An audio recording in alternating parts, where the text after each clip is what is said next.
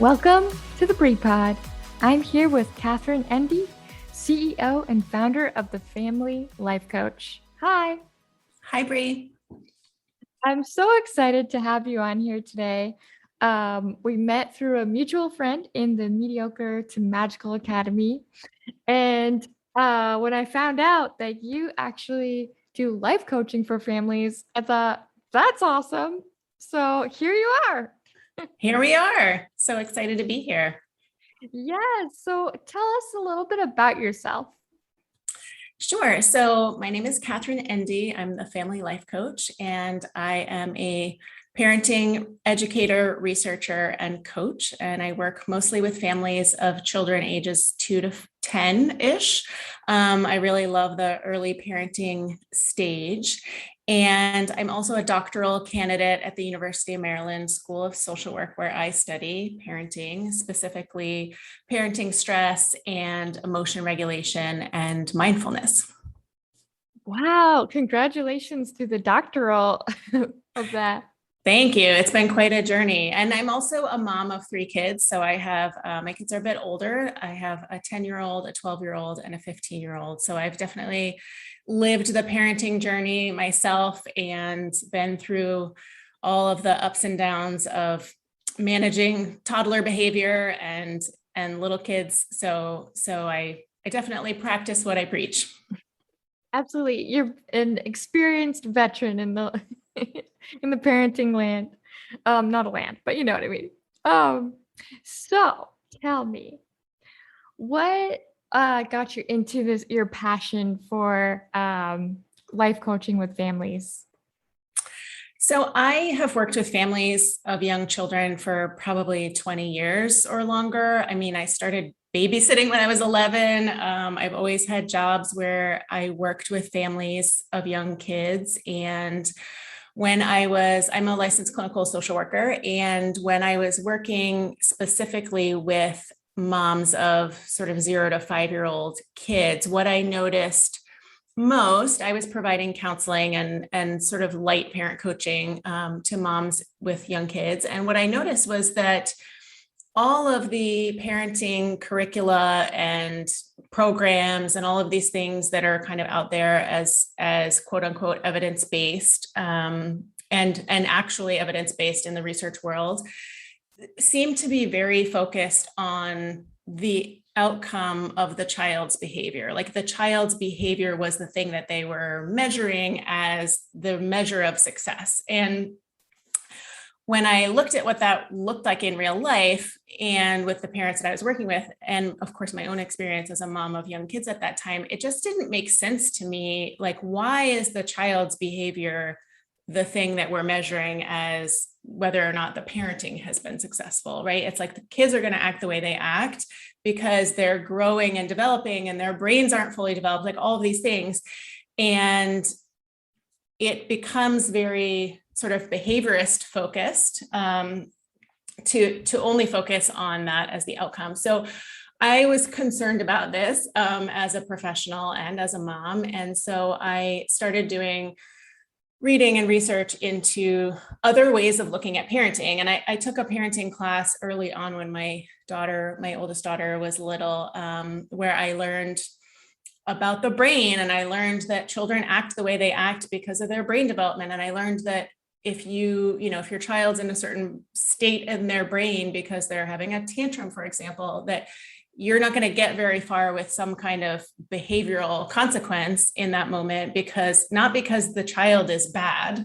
That's our puritanical conditioning there, right? That's not actually what's going on. What's actually going on is that their brain isn't able to do the thing you're asking them to do because their brain isn't fully developed. So I, as a mom, needed those tools to be able to manage my own daughter, who incidentally is also a highly sensitive person, highly anxious. And so a lot of the things that I was learning in sort of the behaviorist model weren't even working for our family. Putting a 2-year-old in a timeout for having a meltdown in the grocery store doesn't achieve the goal, when really the goal is about connection and relationships and nurturing your child through their difficult emotions. So So both, as you can see, both personally and professionally, I was seeing that like that way wasn't working for me, for the parents I worked with, for the children we worked with. It just wasn't working for anyone. And so I learned new tools and a new way of thinking about childhood and thinking about what parenting is for and what it means and what it's all about. And worked with my clients using that model. And then again, because I was seeing that in the research as well, I was seeing this like child behavior outcome in the research as well. I really wanted to contribute to the research on this in hopes of reframing that, right? And reframing how we look at parenting in a broader way. And I'm very curious, like, because that is such a, I feel like with parenting, it's like that, it's that timeout, put them in the timeout because they had a tantrum. But what did you end up discovering that is actually more beneficial when a child is having a tantrum? So one of the things that I think is important for parents to understand is that kids are going to act the way they act, right? And that again, the child's behavior is not the ultimate goal or outcome. So kids are going to have meltdowns, they're going to have tantrums, they're going to be defiant, they're going to not do what you ask them to do sometimes. And the goal, to my mind, is to keep your relationship with your child in mind and your connection with your child in mind at all times. So is yelling at your child good for the relationship? No. Is spanking your child, putting them in a timeout, taking away their devices, taking away privileges, is that good for the relationship? No. Is that a way that you would interact with your spouse or your friend? No, right? It's like, that's not good for connection. And so at the most basic level, just understanding that your goal as a parent, and one of the things that I do with parents when I work with them in coaching is imagining what you want that relationship to look like in the long term. So the parenting game is a long game, right? You'll actually be in relationship with your child longer after they are a quote unquote adult from 18 onward than you are in their early childhood years, right? So you're going to be in relationship with this person for a long time when they're an adult. So what kind of adult do you want to raise that you want to be hanging out with when they're 25, 30, 40 years old, right? So, and what can you do now as a parent when they're 2, 3, 5 years old to foster that kind of connection and develop that relationship that you want to have? So many parents tell me they want to have a child who's self-aware and self-reflective and confident and able to make their own decisions, independent, like all of these things, right? And then you look at the way they're parenting that little person now, it's like, well, is controlling their behavior helping them be more independent? I don't think so. So this is a kind of a broad way of answering your question in terms of like, I think the very first step is to rethink what the tantrum means or what their behavior means. So all behavior is a form of communication. And when your child's having a tantrum, for example, chances are they have a need that's not being met. So oftentimes they're tired, they're hungry, they're having like emotional overload. So there's a concept of like almost like squeezing out the washcloth, right? So like emotionally, we fill up throughout the day with all kinds of negative emotion, whether it's small things or big things, all these things and kids are pretty good at like holding on to that. And then they have to have like an emotional dump at the end of the day. They have to really like wring out the washcloth. And so reframing the tantrum as, wow, my kid just had a lot of feelings. Look at all these feelings that were inside of you and giving them an opportunity and space to let those feelings out. I think that helps parents be more compassionate too, because if you can view those feelings as like almost like toxins or something, right? Like you don't want to keep that stuff inside. And adults have lots of wonderful ways to discharge negative emotion, right? We can talk to our partner, we can talk to a friend, we can go for a run, we can do yoga, we like all kinds of tools that we have available to us to discharge negative emotion and process that stuff and metabolize that stuff. And we have the cognitive ability to understand that, the way I'm feeling right now is not forever, or, you can kind of set it aside and deal with it later. But kids are 100% in the moment. They're 100% in their feelings, and they don't have those tools available to them, and they don't have the brain functioning just because of their development to process that stuff in the moment. And so they have to rely on a calm, well-regulated adult to support that discharging of emotions. That makes a lot of sense, because I feel like sometimes, I mean, as you know, I'm not a parent, but I just feel like sometimes we forget with children that they're us. Like, we were at that stage at one point. We were young. We didn't know everything. We didn't know how to contain, and I shouldn't say contain, but deal with emotions. So it's true. You really forget to step into their shoes and be like, okay, this is how they're expressing their feelings. So And you yeah. raise another excellent point that not only were we little one time, and maybe we've forgotten what that's like, but the truth is so much of the way we operate as adults was kind of encoded early in our childhood. And what often happens when you have a child, you start a family and your child is like a little mirror of yourself. And so it's very challenging to like walk around with a mirror in front of your face all the time in the form of your child.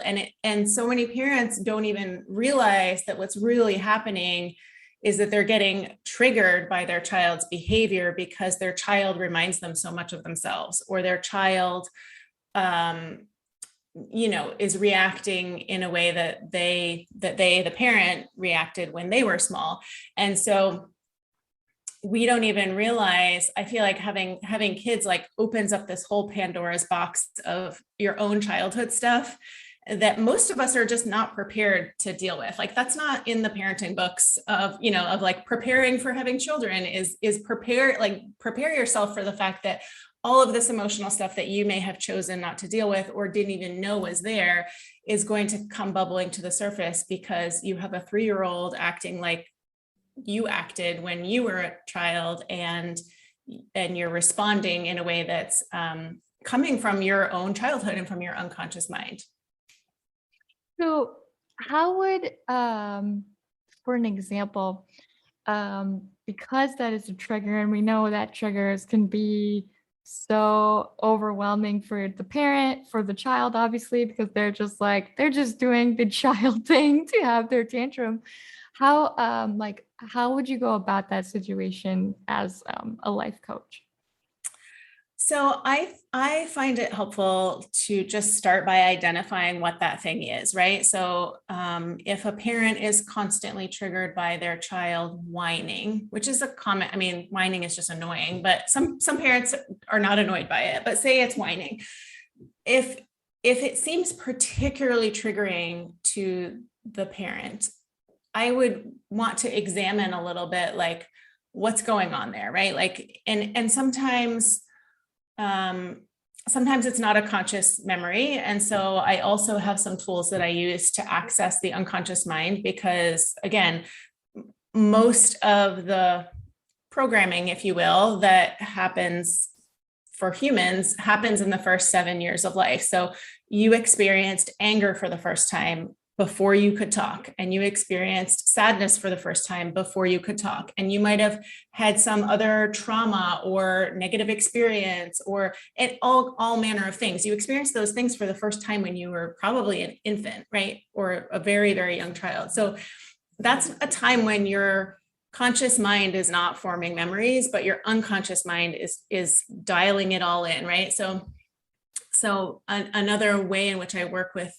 coaching clients is helping them to kind of access their unconscious mind and get at, what are the things that you didn't know as a 3-year-old, that you couldn't have possibly known as a 3-year-old, that might help you to let go of that emotion and move forward so that you're like releasing that. That makes sense. And I think that's so helpful because I've learned even in counseling myself that we tend to suppress a lot of our childhood, our like any trauma events. So it's interesting how triggers can come out and then you're just reliving and not realizing that that was from the past. So I think that's great that you have tools that can kind of dive in and be like, okay, this is why this is really.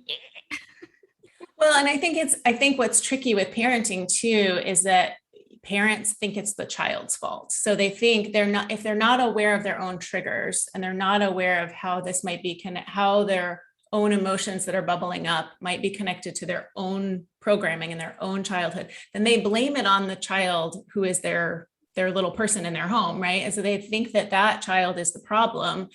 And in reality, it's not that you, the parent, are the problem. It's just that there's stuff there, right? Like there's emotional stuff and triggers and baggage and maybe trauma. Like there's all this stuff. And so learning to identify that stuff and manage your own emotional state so that you can respond to your child instead of react to their behavior all the time I think that's it in a nutshell, is like, that is the critical task of parenting. But so many parents, because we of our generation are raised in this behaviorist, puritanical rules, rewards and consequences. Like, we're raised in this world that's very controlling of child's behavior and very controlling of just children in general, just humans in general. Let's be honest. We tend to see a child's behavior as the child's fault, and our reaction to their behavior as their fault also. Like, they're causing me to feel this way, right? And that's not actually what's going on, right? They're busy being a child and developing and doing the developmental tasks of childhood and not being able to regulate their emotions because their brain's just not able to do it. That all of that is their normal way of being. And any reaction that it causes in the adult is the adult's business to deal with. So you talked about reaction versus responding. What would be a better response versus, I should say better because the react is the not so great. What is a good response in a scenario of a child, like in the store having a tantrum, for example? A great way to respond is to first check in with yourself. Like, how am I doing right now?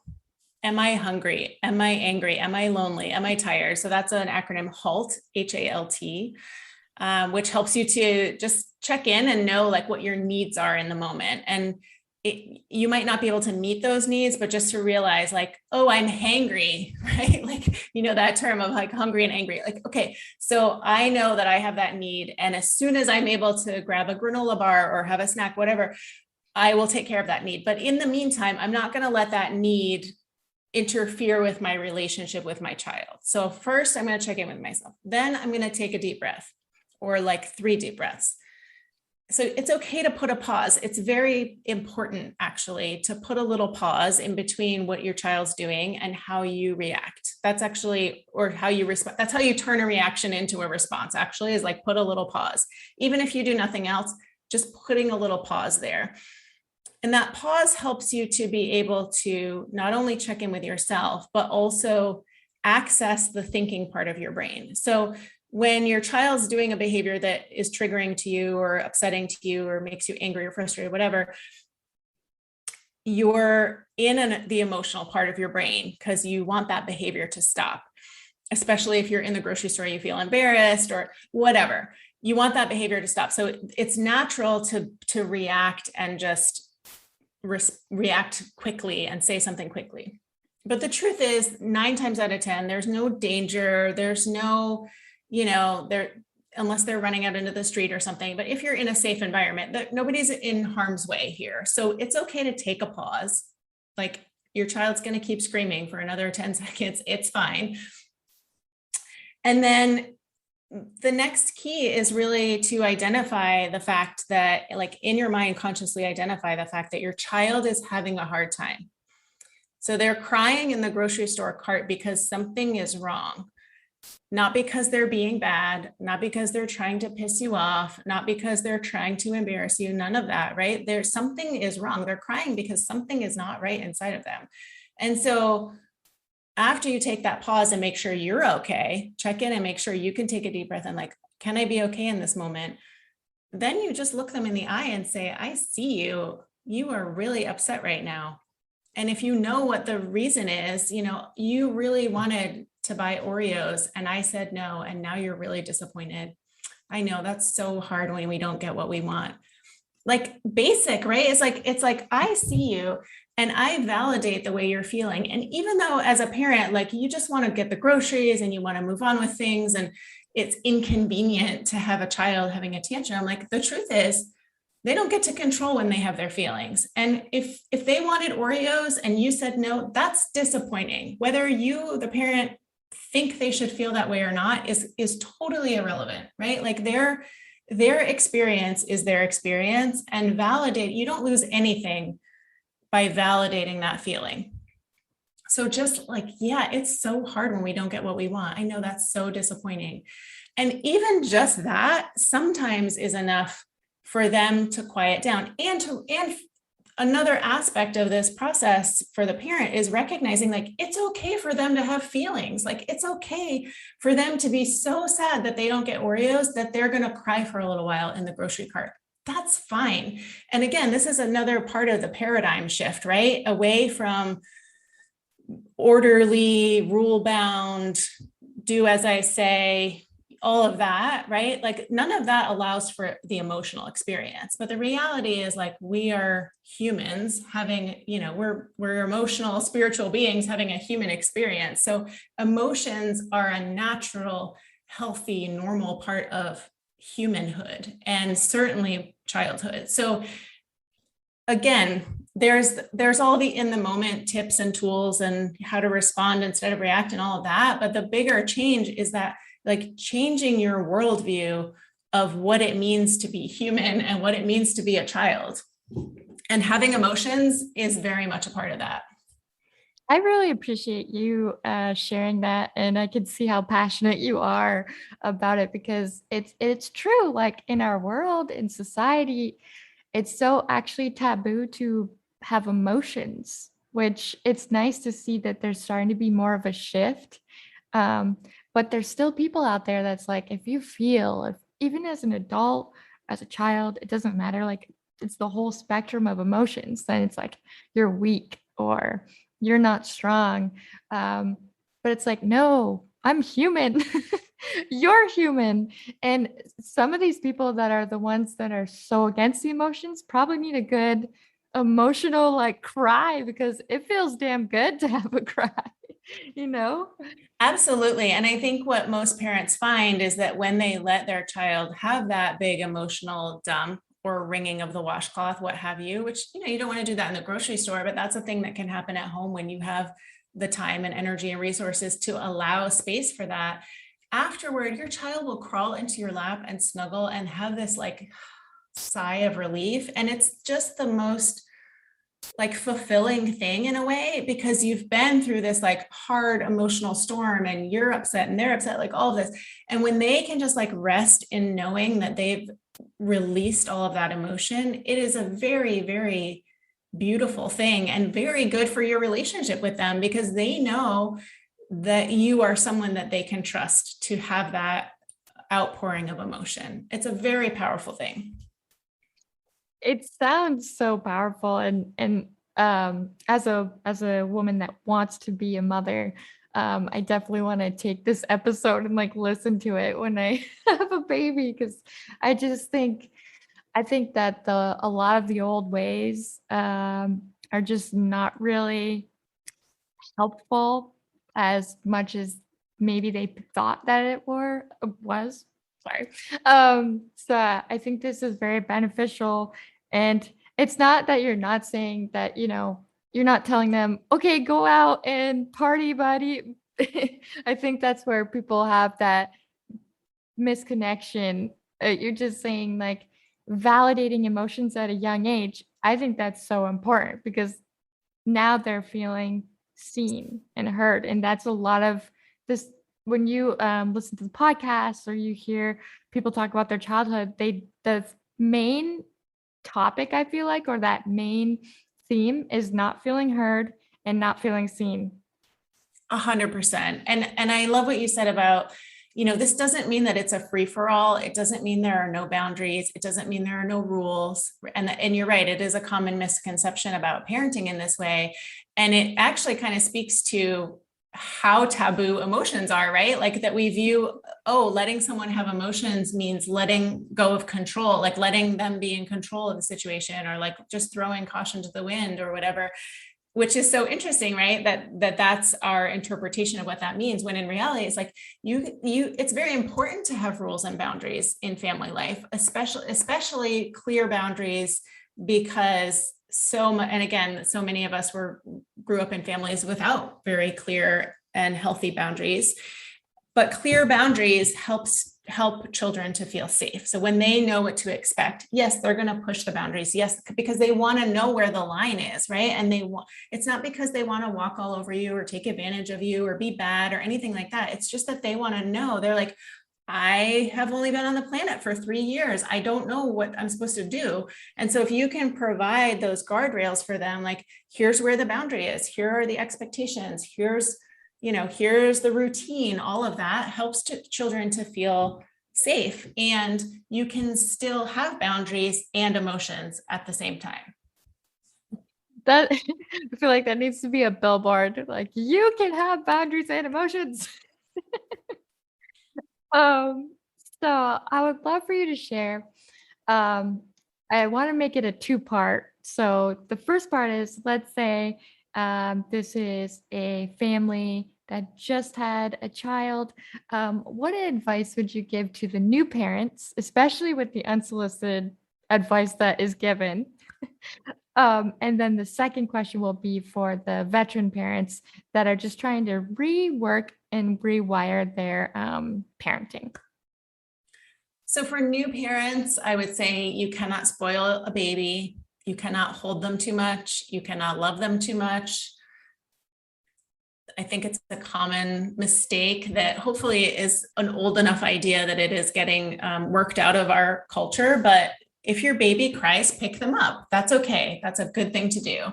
And know that it's very natural for a baby to discharge emotion too. And so if you have a baby who's crying a lot, it's it's emotional. Of course, it can also be, tummy troubles or pain or discomfort, right? It's hard to figure out in the beginning kind of what's the cause, but knowing that your own nervous system is something that your baby is pretty attuned to, because they don't really understand your words yet. Like they don't have, cognitive knowledge of the world yet, but what they do have is a really sensitive nervous system that can sense your nervous system. So being super calm and, taking super good care of yourself in those early months and years, while it is challenging to find the time to do that, it's so, so important, because when you go to pick up your baby, it's so important that you not be anxious or angry at them or frustrated or all this, that when you go and you make eye contact with that baby and you say, I'm going to pick you up, and you pick them up, you want them to be received into a calm, regulated nervous system. So that's number one for new parents. And for parents who've been doing this a while and find that there's maybe a lot of chaos, or biggest complaint I hear from parents is, my children don't listen, or they're not listening, which, let's be real, what we're really saying here is they are not doing what I tell them to do. They're not being obedient. And no one wants to use that word, because we don't want to raise obedient adults, because that's gross. Nobody wants to be around an obedient adult. But the truth is, like, that's what parents mean, right? And so finding ways to connect with your child and make the request of them in a way that's respectful and kind, and also understanding that, like, sometimes it's okay to let go of expectations. I'll give you an example. My son is 10, and recently my husband asked him to unload the dishwasher.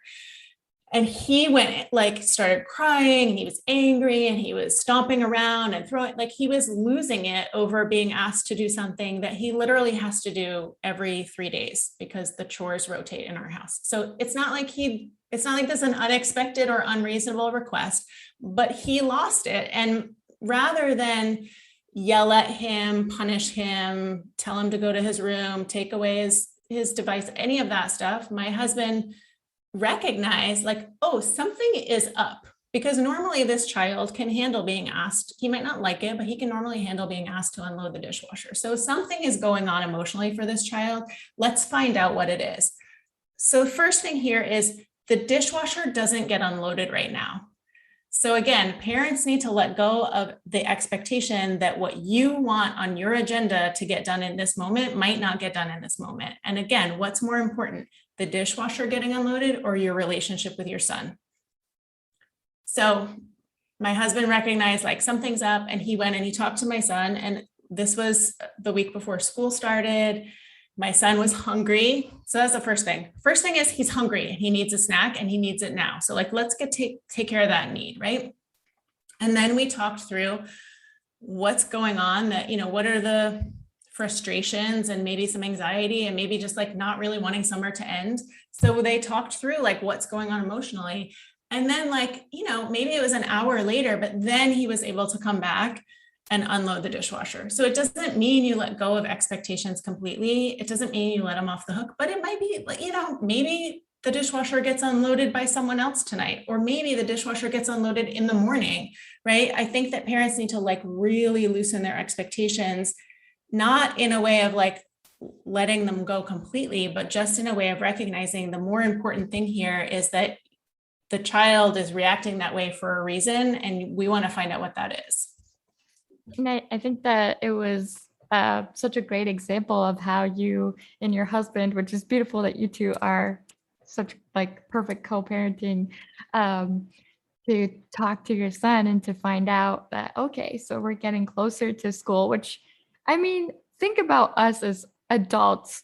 We get scared for an interview. We get scared to start our first few days in a new job until we're, starting to see, okay, this is how the schedule's going to be. So it's sad that sometimes we forget that they're humans too. They're going to feel these emotions too. They just may not have as many resources or ways to regulate. So, well, I don't want to say regulate, but you know what I mean? Like just approaching yourself and being like, hey, I'm scared. So I appreciate you sharing that. I also wanted to ask with that, I love that you talked about breathing before you address the situation.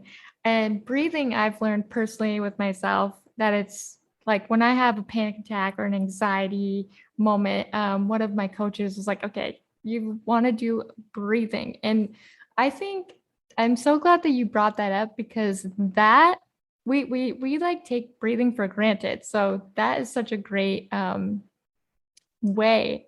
And what technique would you offer for breathing? Would it be just like a big deep breath, or like how would you offer that technique? The reason breathing is so powerful is that it's actually the only part of the stress response system in your body that you have any control over. So for example, when the stress response is activated, whether it's because your child is screaming at you or because you're having a panic attack or you're stressed about your job starting, whatever it is, your palms start sweating, your heart starts racing, right? We have these physiological things that happen.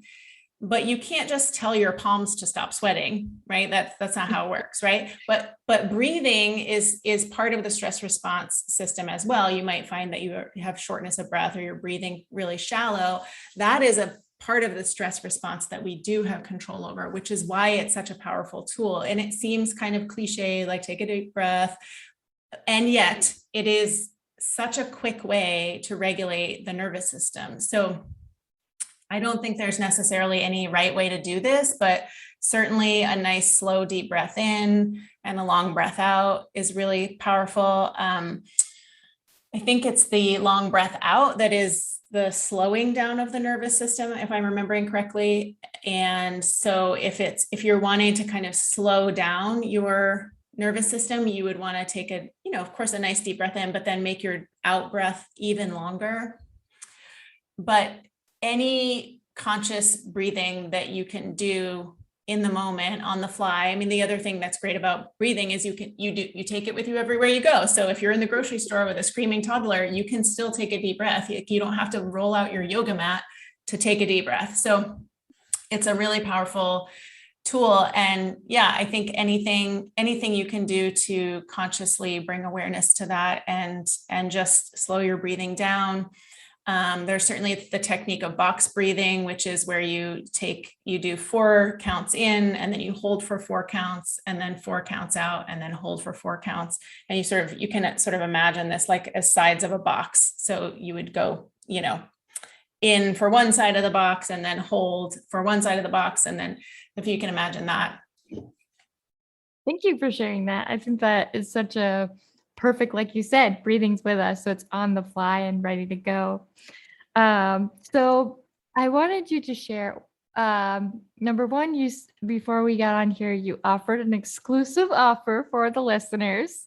So I'd love for you to share that, and then where people can find you. Sure. So yeah, I do have a special gift for your listeners, which is a self-compassion meditation that we will drop the link on the page for this, on the webpage for this podcast interview.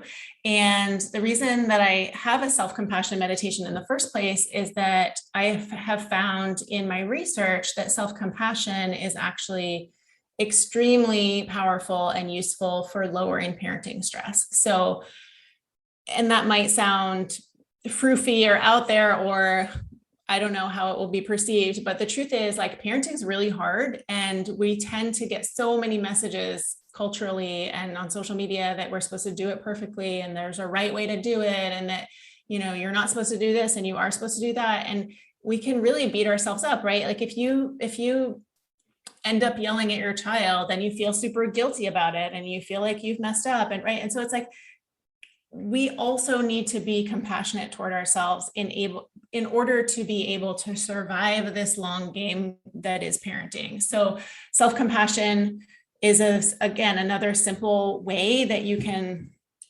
take care of yourself. And it really just means like offering yourself the same care and concern that you would offer to a friend or a loved one who is suffering. So if you're having a hard time with parenting, instead of being like, well, I'm a terrible mother and I'm clearly screwing up my kids and I obviously need help, you can just, even just like put your hand on your heart and say, you're doing a really good job and, you are enough. So that's why I recorded a self-compassion meditation, and I'm delighted to share that with your listeners. And I am available on social media at the Family Life Coach on Facebook. And I do have an Instagram also at the Family Life Coach. I'm not on there a ton right now. So Facebook is probably the best way to find me. I also have a website, which is my name, katherineendy.com. And on that website, you will find a free mini course, which is called How to Manage Difficult Toddler and Preschooler Behavior Without Resorting to Bribery or Punishment. And that's available for free on my website as well. Oh, that's an awesome little goodie. That's awesome. Thank you so much for coming onto the podcast and sharing your wisdom. And I think that so many parents will be able to resonate with that feeling of, because I've had a few friends even tell me, they're like, I'm a bad mom. And I'm like, no, you're not. You're not a bad mom. Like, no, you don't get, even being a human, you don't get a book that says, this is what happens.